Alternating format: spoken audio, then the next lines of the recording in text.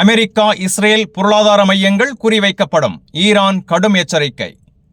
மத்திய கிழக்கில் America, Israel மற்றும் ஈரான் இடையிலான போரின் தீவிரம் நாளுக்கு நாள் அதிகரித்து வரும் நிலையில் ஈரான் தற்போது புதிய கடும் எச்சரிக்கையை விடுத்துள்ளது.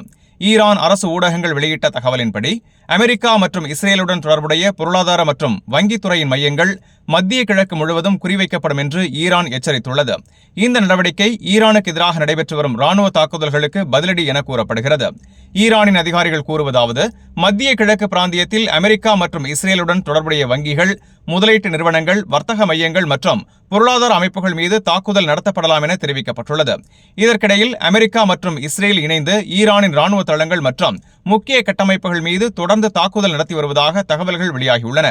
இந்த தாக்குதல்களுக்கு பதிலடி அளிப்பதற்காக ஈரான் தனது தாக்குதல்களை ராணுவ தளங்களுடன் மட்டுமல்லாமல் பொருளாதார மற்றும் நிதி அமைப்புகளையும் நோக்கி விரிவுபடுத்தும் திட்டத்தில் இருப்பதாக கூறப்படுகிறது. இந்த எச்சரிக்கையின் பின்னர் வளைகுடா பிராந்தியத்தில் உள்ள பல நாடுகள் மற்றும் சர்வதேச முதலீட்டு நிறுவனங்கள் பாதுகாப்பு நடவடிக்கைகளை அதிகரித்துள்ளன.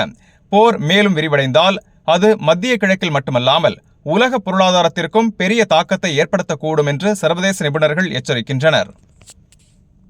இந்த செய்தி உங்களுக்கு பயனுள்ளதா இருந்தா வீடியோவை லைக் பண்ணுங்க, உங்க கருத்தை கமெண்ட்ல பதிவு பண்ணுங்க. மேலும் வளைகுடா மற்றும் உலக செய்திகளை உடனுக்குடன் பெற Gulf 360 நியூஸின் தமிழ் சேனலை சப்ஸ்கிரைப் பண்ண மறந்துடாதீங்க.